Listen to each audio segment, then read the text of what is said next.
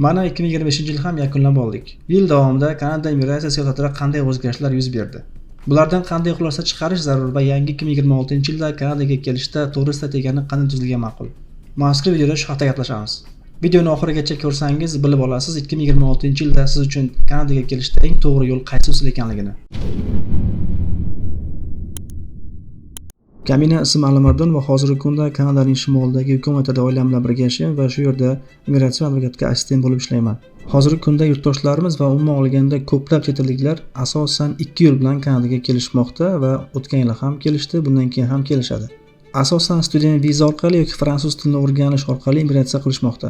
Bizda ham yil davomida aynan shu ikki yo'nalish bo'yicha ko'proq natijalar bo'ldi. Chunki bugungi kunda aynan bu yo'nalishlar Kanadaga kelishda eng ko'p natija bermoqda. Biroq video davomida nafaqat bu usullar, balki boshqa usullar to'g'risida ham gaplashamiz.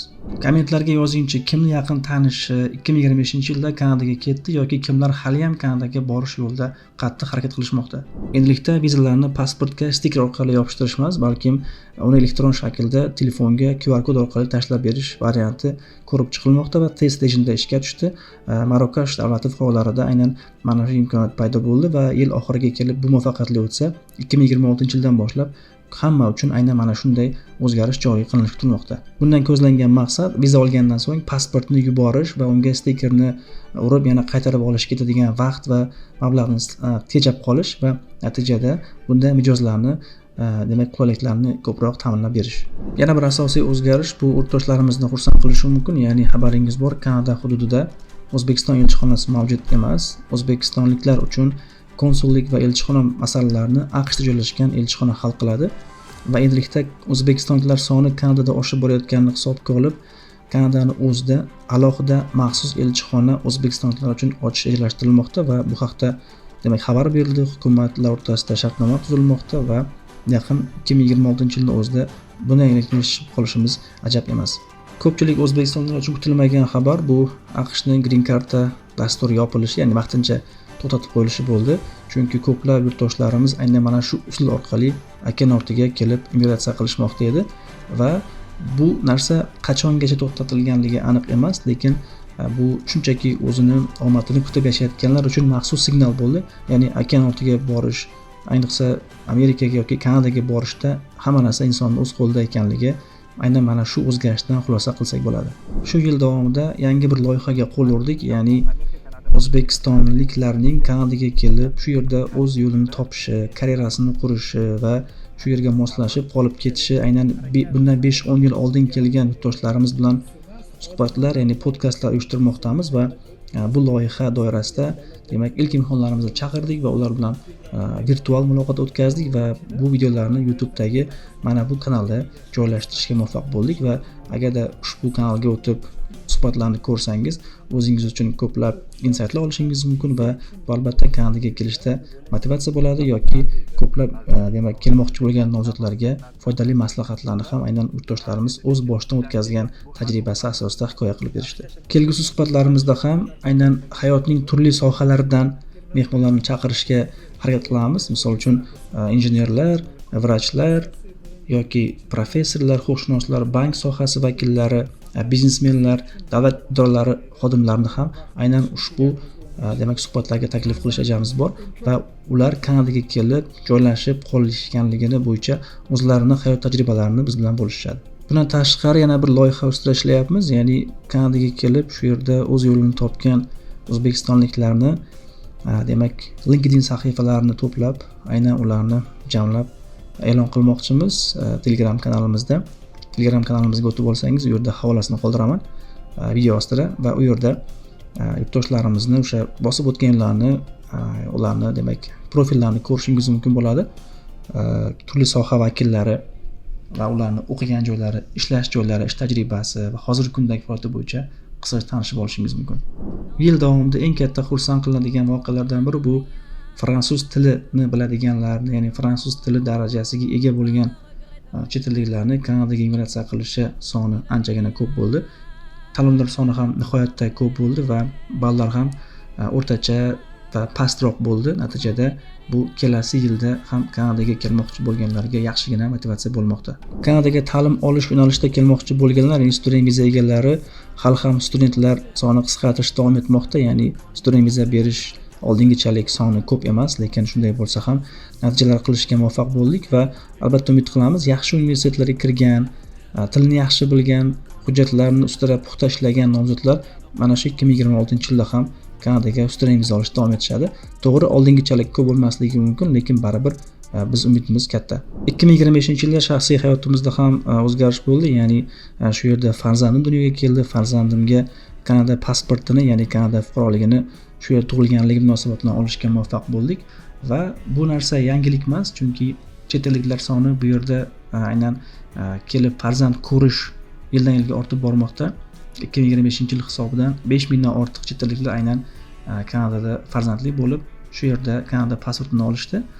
Bunday turdagi usul ko'plab davlatlar tomonidan qo'llaniladi, ya'ni misol uchun xitoyliklar kelib bu narsani tug'ilish turizmi ham deb aytishadi. Bu yerga kelib farzandli bo'lib, farzandiga pasportini olib keyin qaytib ketadigan holatlar bo'ladi. Keyinchalik farzand katta bo'lgandan so'ng bemalol Kanadaga pasport bilan kirib kelaveradi. Yana bir narsani eslatib tutish kerak, agarda farzand Kanada hududida tug'ilsa, u ota-onasiga qandaydir avtomatik huquqni bermaydi, ya'ni ota-onasi ham u orqali pasport olish qo'lidan kelmaydi. Faqatgina ota-ona o'zini harakati bilan, o'zini bilimi va o'zini imkoniyati bilan doimiy yashash huquqiga, pasportiga erishishi kerak.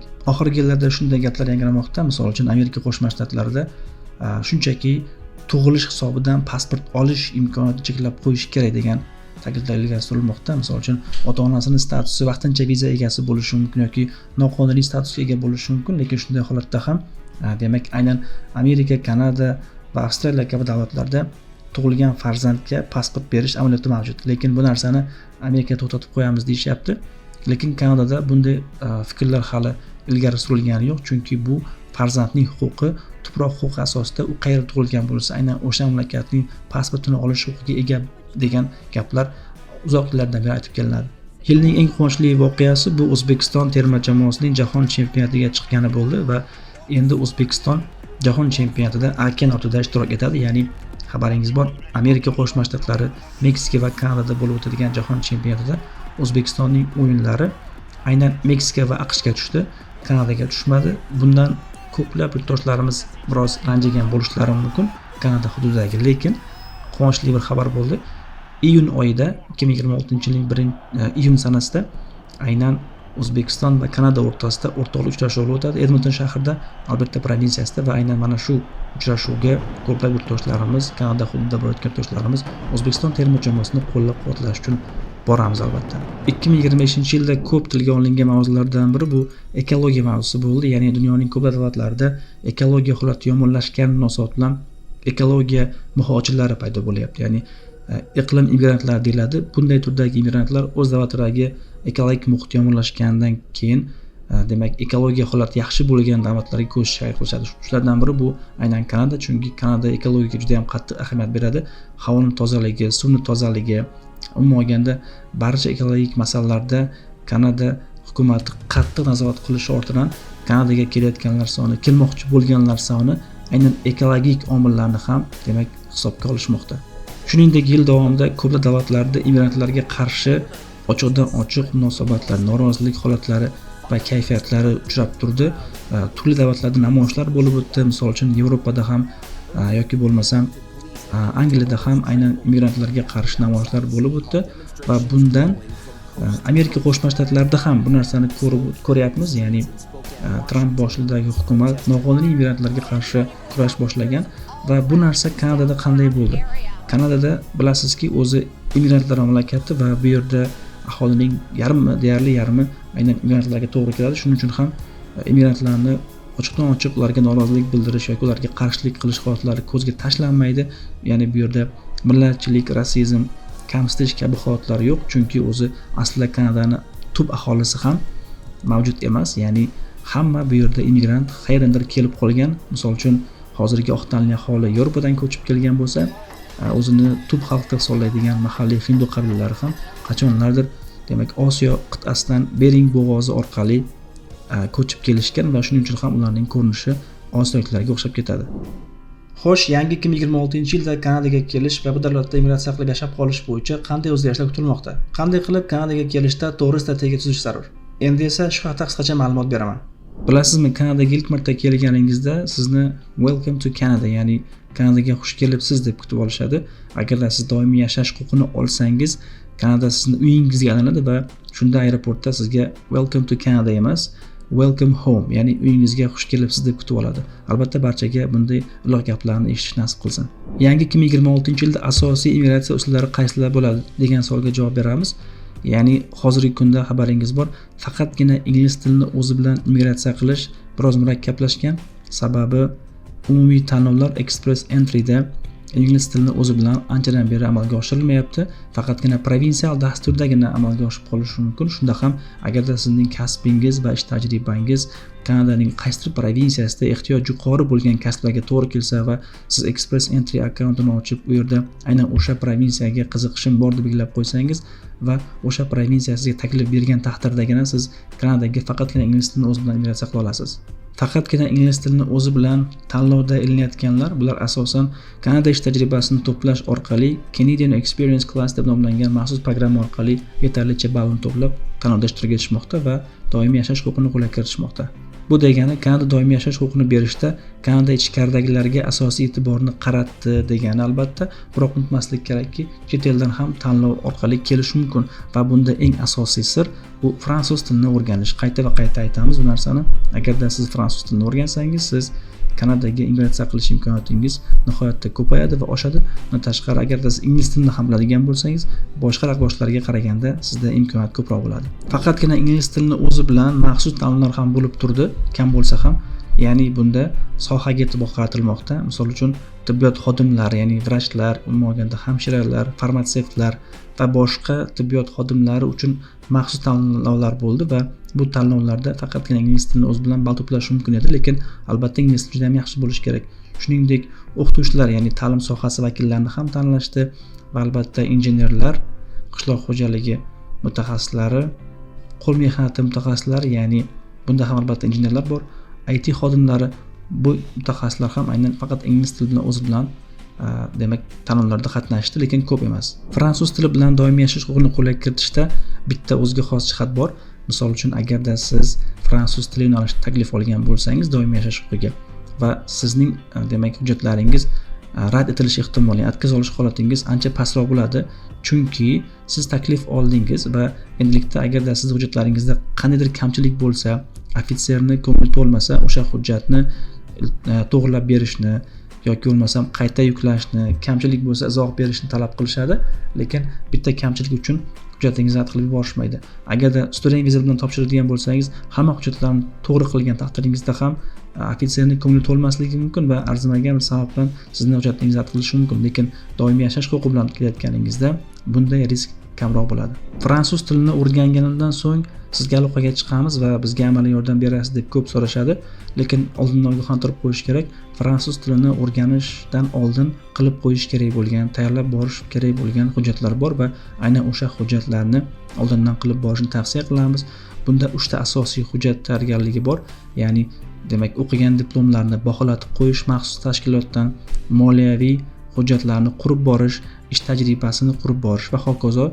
Demak, kutilmagan holatlarni oldini olish uchun biz albatta tavsiya qilamiz, fransuz tilini o'rganishdan avval bizga bog'laning va biz sizga avval aniqlab berishimiz kerak, bu programma sizga to'g'ri keladimi yoki yo'qmi, chunki fransuz tilini faqat o'zini bilish orqali immigratsiya qilish bo'lmaydi, buni o'ziga xos talablari bor va shundan so'ng maxsus tayyorgarlik taklif qilamiz, chunki bu yerda maxsus tayyorgarlik bo'lishi shart, chunki vaqtdan yutish uchun ertaga fransuz tilini o'rganib turib, keyin hujjat topshirganingizdan so'ng hujjatlaringiz ortga qaytmasligi uchun va sizni keysingiz sinmasligi uchun hujjatlarni demak oldindan tayyorlab turgan yaxshi. Shuningdek, Amerika Qo'shma Shtatlariga qandaydir usullar orqali borib u yerda qolib ketganlar, u yerda doimiy yashash huquqini ola olmayotgan bo'lsa, Kanadaga o'tishga harakat qilishmoqda va bu borada ko'p savollar berishmoqda va bunda ikkita fikrni aytib o'tish kerak.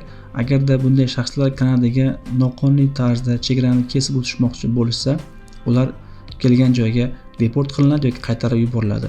Lekin qonuniy yo'l bilan o'tmoqchi bo'lsa, ya'ni qandaydir immigratsiya talablarini bajarish yoki qandaydir viza talablarini bajarish orqali o'tmoqchi bo'lsa, albatta bunga qarshilik yo'q, lekin noqonuniy tarzda o'tish albatta bu yaxshilikka olib kelmaydi.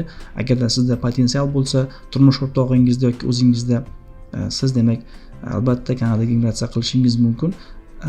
AQShga noqonuniy yo'l bilan borgan bo'lsangiz ham. Lekin buning uchun to'g'ri strategiya qilish zarur va to'g'ri programmaga o'zingizni mo'ljallashingiz zarur va bu borada bizga aloqaga chiqsangiz, albatta holatingizni ko'rib chiqamiz. 2026-yilda student viza bo'yicha qanday o'zgarishlar kutilmoqda? Asosiy imtiyozlar magistratura dasturiga o'qishga kirganlar va PhD'larga beriladi. Buni asosiy sababi Kanadaga aynan mana shu darajadagi yetuk soha egalari albatta kerak, lekin bu bilan barcha magistrlarga yoki barcha PhD'larga imtiyozlar beriladi degani emas. Bundan tashqari PhD ga kirish nihoyatda qiyin, bu oson emas. Raqobat juda ham kuchli. Dunyo bo'ylab minglab insonlar topshiradi va bu narsa oson deb o'ylamang aslo. To'g'ri, PhD ga kirgan odamga viza olish ehtimoli anchagina oson, ya'ni hujjatlarini to'g'ri tayyorlasa juda tez olishi mumkin vizani, lekin PhD ga o'qishga kirishni o'zi qiyin. Aynan mana shu masalada, ya'ni PhD ga o'qishga kirish masalasida Telegram kanalimizda maxsus maqola yozgan edik va o'sha maqolani ko'rib chiqsangiz PhD ga qo'yilgan talablar va imkoniyatingizni chamalab olishingiz mumkin. Magistraturaga o'qishga kirmoqchi bo'lganlarga shunday tavsiya qilgan bo'lardikki, xususiy oliygohlardan ko'ra davlat oliygohlariga o'qishga kirgan yaxshiroq, shunda viza olish shansingiz ham yaxshi bo'ladi va albatta davlat oliygohlarida bitirgandan so'ng ish topish imkoniyatingiz ham yuqori bo'ladi. Maktabni endi tugatgan yoki tugatayotganlar ingliz tili yaxshi bo'lsa, ular bakalavrga ham harakat qilishlari mumkin va bakalavrga ham viza berish ehtimoli nisbatan yuqori. Qisqa muddatli kurslar yoki kollejlardan ko'ra bakalavr 4 yillik yoki 3 yillik bakalavrga viza olish ehtimoli nisbatan yuqori va albatta bunday turdagi nomzodlarda gap year, ya'ni bo'sh yil bo'lmaydi, chunki ular maktabni bitiriboq universitetga kirishmoqchi va o'rtada hech qanday bekor vaqtga turib qolishgani yo'q va shuning uchun ham ularni ham bakalavrga Kanadaga harakat qilishlarini tavsiya qilamiz, chunki Amerika Qo'shma Shtatlaridan farqli o'laroq kelajakda bakalavrni tugatib turib Kanadada qolib ketish, doimiy yashash huquqini olish nisbatan osonroq bo'ladi. Nisbatan rivojlangan davlatlar, misol uchun Koreya, Yaponiya, Singapur, Yevropaning barcha davlatlari, Angliya kabi davlatlardan turib Kanadaga student vizaga topshirilsa, bu O'zbekiston kirib topshirilganga qaraganda natija olish ehtimolini oshiradi, chunki bilamizki rivojlangan davlatlarda boshqa ofitserlar hujjatlarni ko'rib chiqadi va aynan ko'rib chiqayotgan paytda o'sha davlat fuqarolari bilan birga ko'rib chiqadi hujjatlarni. Bu degani O'zbekistonni unchalik rivojlanmagan deb hisoblashadi va natijada ko'plab natijalar aynan chet elda yashayotgan o'zbekistonliklarda bo'ladi. Bu bilan aytmoqchi emasmiz, O'zbekistondan turib Kanadaga student viza olish imkonsiz deb aytmoqchi emasmiz, chunki amaliyotda ko'p insonlarga yordam berdik bu orada va albatta case kuchli bo'lsa, shuningdek yaxshi o'qishga kirilgan bo'lsa, til daraja yuqori bo'lsa, nomzodning potensial backgroundlar yaxshi bo'lsa va albatta omadi keladigan bo'lsa, O'zbekistondan turib ham Kanadaga student viza olish mumkin 2026-yilda ham. Amerika Qo'shma Shtatlari student vizasiga topshirib, undan o'tkaz oladiganlar ko'ngli cho'kib, ko'pincha qo'l siltab qo'yishadi, lekin albatta bunday turdagi potensial yuqori bo'lgan, IELTS darajasi yuqori bo'lgan va boshqa sertifikatlarga ega bo'lgan yoshlarimizga tavsiya qilamizki, Kanadaga ham bir harakat qilib ko'rish kerak.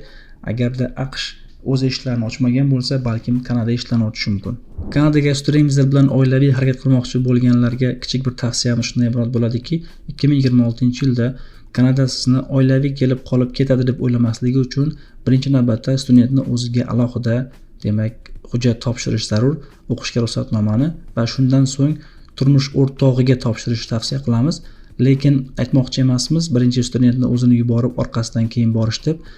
Birinchi studentni vizasini olgandan so'ng uni yubormay turib o'qishni bir semestrga kechiktirib, keyin turmush o'rtog'i va farzandlari bo'lsa, farzandlariga ham viza olib birgalikda oilaviy Kanadaga kelish mumkin. Yana bir yaxshi xabar shunda bo'ldiki, 2026-yil uchun Kanada hukumatı provinsial dasturlarga kvotalar sonini oshirdi, ya'ni har bitta provinsiya uchun maxsus raqamlar beriladi. Aynan o'sha raqamlar soni yana oshirildi va o'z aslida ko'plab provinsiyalarda doimiy yashash huquqini olish uchun eng katta talab bu job offer, ya'ni ish taklifi bo'lar edi, lekin bitta provinsiya bor, u ham bo'lsa Saskatchewan provinsiyasi. Saskatchewan provinsiyasida shunday dastur borki, job offersiz aynan talab darajasi, ehtiyoj darajasi yuqori bo'lgan kasblar egalariga takliflar berilishi mumkin va shuning uchun ham Saskachevan provinsiyasiga immigratsiya qilish masalasini o'ylab ko'rishni tavsiya qilamiz. Bizga bog'lansangiz bu borada ma'lumotni tashlab beramiz. Ba'zi insonlar o'ylashadi, chekkaroq provinsiyalarga immigratsiya qilsak, u yerda qolib ketamizmi deb. Unday emas. Siz bu yerda doimiy yashash uchun kelgan taqdiringizda ham, lekin biroz vaqt o'tgach ko'chib ketishingiz mumkin. Demak, boshqa provinsiyadan ish topish orqali yoki boshqa provinsiyaga o'qishga kirib olish orqali ko'chib ketish huquqiga egasiz albatta, lekin kelasi olib darhol ko'chib ketishni tavsiya qilmaymiz, chunki kelajakda bu doimiy yashash huquqini yangilash yoki pasport olish kabi masalalarda muammo tug'dirishi mumkin. Lekin xushxabar shundaki, aynan o'sha provinsiyada bir umr qolib ketishingiz shart emas.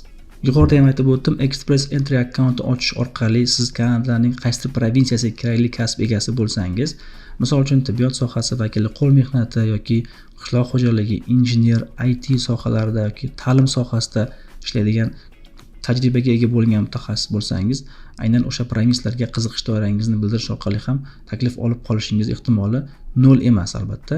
Harakat qilib ko'rishni tavsiya qilaman.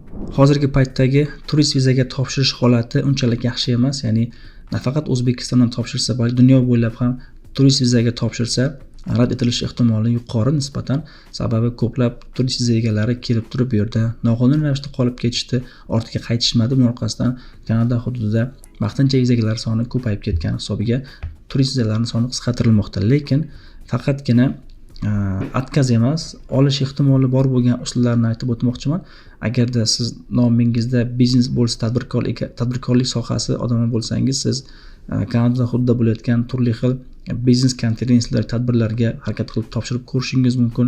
Agarda siz sportchi bo'lsangiz, Kanadada bo'layotgan turli xil musobaqalarga registratsiya qilib, u yerda qatnashish istagida topshirib ko'rishingiz mumkin. Yoki bo'lmasam, agar viza tarixingiz juda ham boy bo'lsa, ko'p davlatlarga sayohat qilgan bo'lsangiz, Kanadaga ham sayohat qilaman deb topshirib ko'rish ehtimoli bor va oxir oqibat qolib ketish imkoniyatini ham o'ylab ko'rsa bo'ladi. Lekin agarda siz ilm-fan sohasi bo'lsangiz, ilmiy sohada izlanuvchi mutaxassis bo'lsangiz, turli ilmiy konferensiyalarga ham registratsiya qilib, tur vizaga harakat qilib ko'rishingiz mumkin bo'ladi. Ishchi viza bo'yicha ko'p so'rashadi. Ishchi viza masalasida bir narsani oldindan aytish kerak. Kanadada mavsumiy ish uchun chaqirilmaydi O'zbekiston fuqarolari. Bu narsa faqat Angliyada bo'lishi mumkin yoki Daniyada bo'lishi mumkin, lekin Kanada uchun mavsumiy ishga chaqiriladiganlar bu Markaziy Amerika davlatlari, ya'ni Karib dengizi orollari atrofidagi davlatlar chaqiriladi, lekin O'zbekiston bilan hech qanday shartnomaga ega emas. Qachon ishchi viza orqali borish mumkin? Qachonki siz uncha rivojlanmagan chekkaroq provinsiyalarda, misol uchun bo'lishi mumkin qo'l mehnati ishlari, qoramol fermalari, qurilishlar yoki issiqxonalar va hokazo ishlarda agarda to'g'ri rezyume qiladigan bo'lsangiz va vakansiyani to'g'ri topadigan bo'lsangiz va unga har doim yuborib omadingiz kelib qoladigan bo'lsagina ishchi viza olish masalasini o'ylab ko'rish mumkin. Lekin internetdagi tarqalayotgan turli xil va'dalar, ishga borish oson yo'llari kabi shirin va'dalar hammasi shunchaki prosmotorni oshirish yoki kimdir bilan orqasidan pul ishlashi bo'lishi mumkin. Shuning uchun ham bunday osmono'par va'dalarga ishonib ketmaslikni tavsiya qilamiz. Shuningdek, viza oldi degani u turist viza bo'lsin yoki ishchi viza bo'lsin yoki student viza Kanadaga bemalol kirib keldi degani ham emas. Chunki viza bilan kelgan taqdiringizda ham aeroportda sizni viza ofitserlari savol-javob qiladi va nima uchun kelganingiz, maqsadingiz, asoslar, hujjatlarni yana bir karra ko'zdan kechirishadi. Shuning uchun ham kelishdan avval maxsus tayyorgarlik ko'rish kerak. Shunchaki tayyorgarliksiz viza bilan kirib kelish kerak emas. Bu borada ham chunki ortga qaytib yuborish ehtimoli ham yo'q emas. Bu narsaga diqqatli bo'lasiz degan umiddamiz. Yuqoridagi ma'lumotlardan xulosa qiladigan bo'lsak, 2025-yilda Kanadaga kelish juda ham ko'p o'zgarishlar bo'ldi. Yangi 2026-yilda to'g'ri strategiya tuzish orqali bu davlatga kelish va yashab qolish rejasini oxir-oqibat amalga oshirsa bo'ladi.